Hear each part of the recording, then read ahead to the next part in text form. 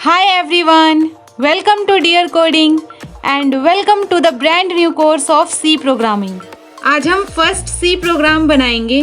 इसे हम hello world programme भी बोलते हैं। तो फटाफट से हम चलते हैं डेस्कटॉप पर। प्रीवियस लेक्चर नंबर 7 में हमने VS कोड को सेटअप किया था ताकि VS कोड में हम C प्रोग्राम्स इजीली लिख पाएं और रन कर पाएं। तो उस वीडियो में हमने एक C नाम का फोल्डर बनाया था और उस फोल्डर को हमने VS कोड में वर्कस्पेस में ऐड किया था और फिर हमने उस वर्कस्पेस को डेस्कटॉप पर सेव भी किया था C प्रोग्रामिंग नेम से। यही वो वर्कस्पेस है और इस वर्कस्पेस में ये C फोल्डर एडेड है।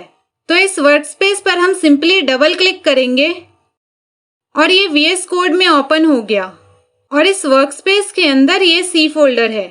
VS कोड विंडो को यहाँ से मैक्सिमाइज कर सकते हैं। C फोल्डर के अंदर एक test.c फाइल है जो हमने प्रीवियस लेक्चर में टेस्टिंग पर्पस के लिए बनाया था और ये दोनों exe फाइल test.c को रन करने के दौरान जनरेट हुए थे। अभी हम इन तीनों फाइल्स को डिलीट कर देते हैं और फिर से एक न्यू C फाइल क्रिएट करते हैं।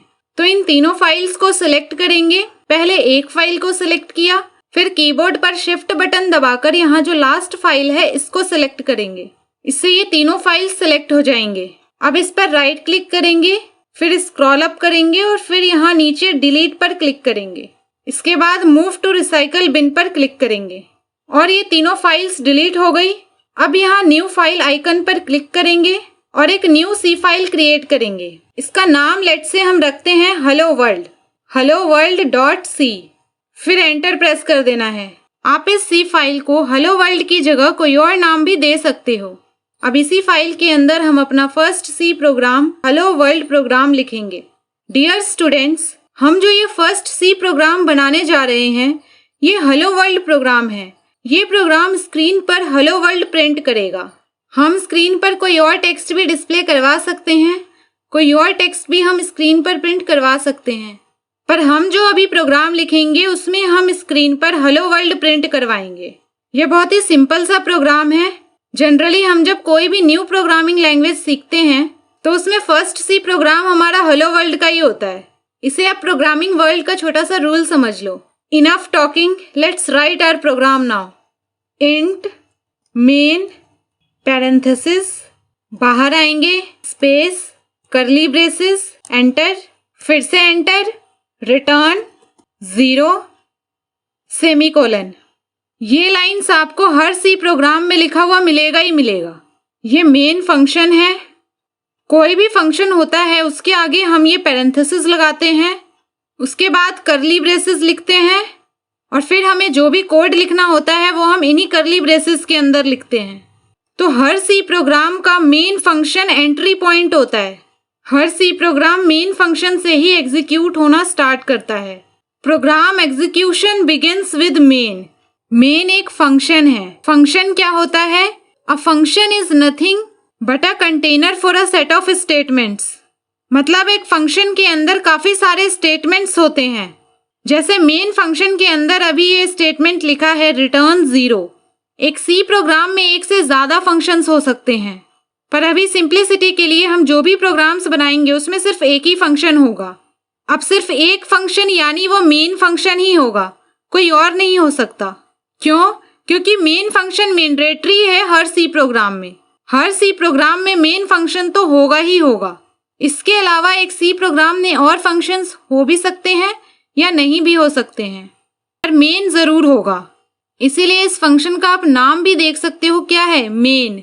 और जो भी स्टेटमेंट्स मेन फंक्शन को बिलोंग करते हैं वो हम इस कर्ली ब्रेसेस के अंदर लिखेंगे। अब जैसे कैलकुलेटर में फंक्शंस एक वैल्यू रिटर्न करते हैं, ऐसे ही C में भी फंक्शंस एक वैल्यू रिटर्न करते हैं। मेन फंक्शन हमेशा एक इंटीजर वैल्यू रिटर्न करता है, इसीलिए यहाँ मेन के आगे इंट लिखा हुआ है। अभी हम मेन फंक्शन से कौन सी इंटीजर वैल्यू रिटर्न करवा रहे हैं? 0। इसका मतलब होता है सक्सेस। अगर किसी वजह से मेन फंक्शन का जो काम है वो अपना काम करने में फेल हो जाता है तो हम यहाँ कोई नॉन जीरो नंबर रिटर्न करवा सकते हैं, जैसे 1, 2, -1, -2। कोई भी इंटीजर जो 0 ना हो वह फेलियर को इंडिकेट करेगा। अगर सक्सेस दिखाना है तो मेन फंक्शन से 0 इंटीजर वैल्यू रिटर्न करवाएंगे और अगर फेलियर दिखाना है तो मेन फंक्शन से कोई non zero integer value return करवाएंगे। अब कुछ कंपाइलर्स जैसे कि टर्बो C++, उसमें यह रिटर्न स्टेटमेंट लिखना ज़रूरी नहीं होता।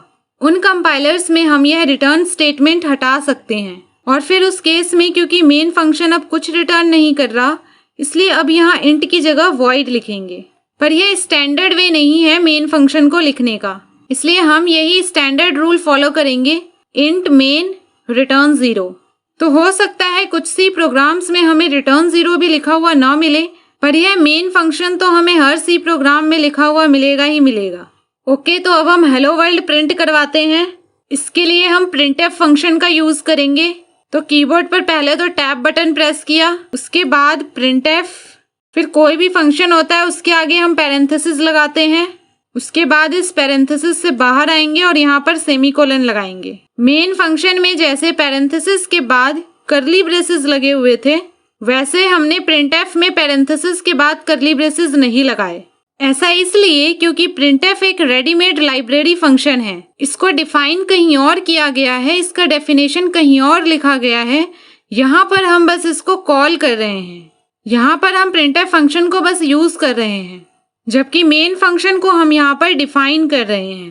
प्रिंटफ फंक्शन को क्या काम आता है? प्रिंटफ फंक्शन क्या करता है? प्रिंटफ फंक्शन स्क्रीन पर वैल्यूज डिस्प्ले करता है। प्रिंटफ फंक्शन में डबल इन्वर्टेड कोमास के अंदर जो भी लिखा होता है, प्रिंटफ फंक्शन फॉर्मेटेड वे में उसको स्क्रीन पर डिस्प्ले करता है। जैसे अभी प्रिंटफ में डबल इन्वर्टेड कोमास के अंदर हमने लिखा है हेलो वर्ल्ड, तो जब हम इस प्रोग्राम को रन करेंगे तो स्क्रीन पर हेलो वर्ल्ड डिस्प्ले हो जाएगा।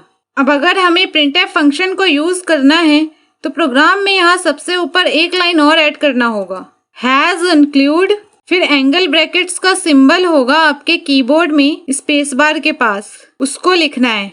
फिर इसके अंदर आना है और stdio.h लिखना है। stdio.h यानी std standard, i input, o output और h यानी हेडर फाइल। तो stdio.h एक हेडर फाइल है और इस हेडर फाइल के अंदर ही प्रिंटफ फंक्शन का डेफिनेशन लिखा हुआ है। प्रिंटफ फंक्शन जो कि एक रेडीमेड लाइब्रेरी फंक्शन है, इसको stdio.h हेडर फाइल के अंदर डिफाइन किया गया है।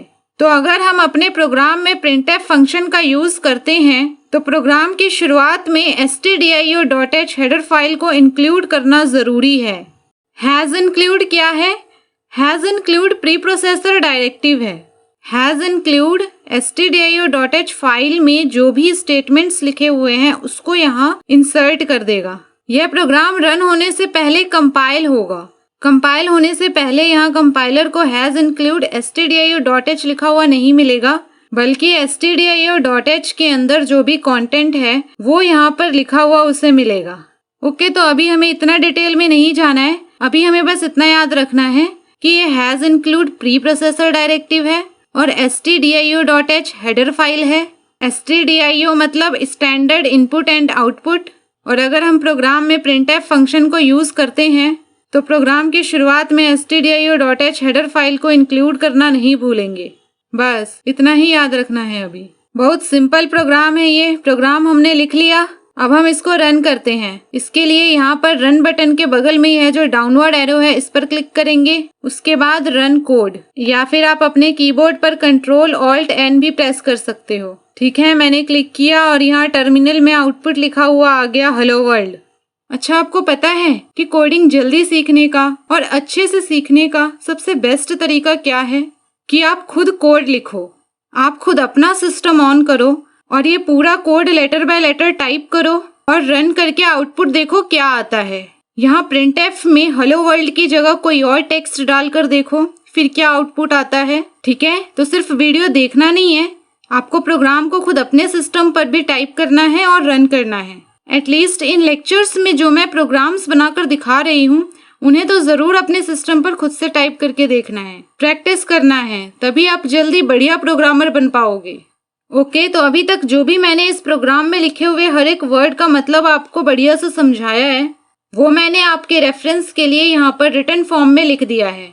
इससे आपका क्विक रिवीजन हो जाएगा, तो फटाफट से इसे गो थ्रू कर लेते हैं। सबसे पहले है hash include. The hash include is a pre processor directive hash include एक प्री प्रोसेसर डायरेक्टिव है। It causes one file to be included in another. इससे एक फाइल को दूसरे फाइल में इंक्लूड किया जाता है। जैसे यहाँ पर helloworld.c फाइल में stdio.h फाइल को इंक्लूड किया गया है। The pre processor command for file inclusion looks like this, has include और फिर एंगल ब्रैकेट्स में फाइल नेम। तो फाइल इंक्लूड करने के लिए प्री प्रोसेसर को हमें किस तरह से कमांड देना होता है? सबसे पहले हैज इंक्लूड लिखना है, फिर एंगल ब्रैकेट्स, फिर इन एंगल ब्रैकेट्स में उस फाइल का नाम लिखना है जिसको इंक्लूड करना है। And it simply causes the entire contents of file name to be inserted into the source code at that point in the program. और ऐसा लिखने से stdio.h का सारा कंटेंट इस लाइन की जगह इंसर्ट हो जाएगा। नेक्स्ट है stdio.h। The stdio.h is a built in header file in C। stdio.h एक बिल्ट इन हेडर फाइल होता है C में। It contains functions such as scanf and printf to take input and display output respectively. stdio.h में ऐसे functions present हैं जो कि user से इनपुट लेने और स्क्रीन पर आउटपुट दिखाने में मदद करते हैं। scanf फंक्शन यूजर से इनपुट लेने के लिए यूज किया जाता है और printf फंक्शन स्क्रीन पर आउटपुट दिखाने के लिए यूज किया जाता है। The acronym stdio stands for standard input and output. तो stdio का फुल फॉर्म होता है standard input and output. The .h extension stands for header file. यह .h एक्सटेंशन हेडर फाइल के लिए यूज किया जाता है। The header files are called header files because it contains statements which when included go to the head of your program. stdio.h एक header file है। Header files को header file इसलिए बोलते हैं क्योंकि हेडर फाइल्स को जब भी इंक्लूड किया जाता है तो हेडर फाइल का कंटेंट प्रोग्राम में सबसे ऊपर इंसर्ट होता है। यहाँ हम बोल सकते हैं कि प्रोग्राम के हेड में इंसर्ट होता है।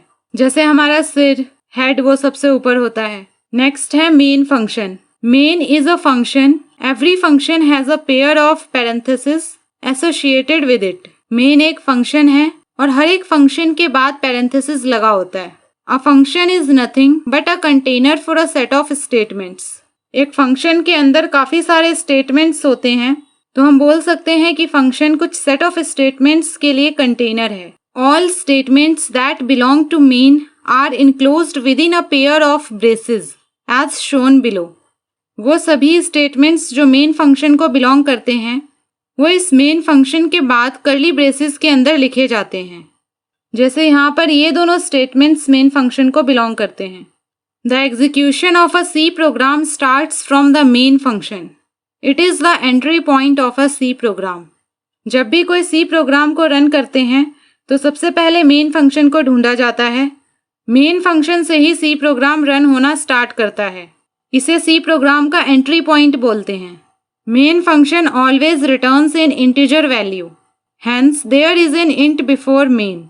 If main returns 0 it means success and if it returns a non-zero number it means failure। Main function हमेशा एक इंटीजर वैल्यू रिटर्न करता है।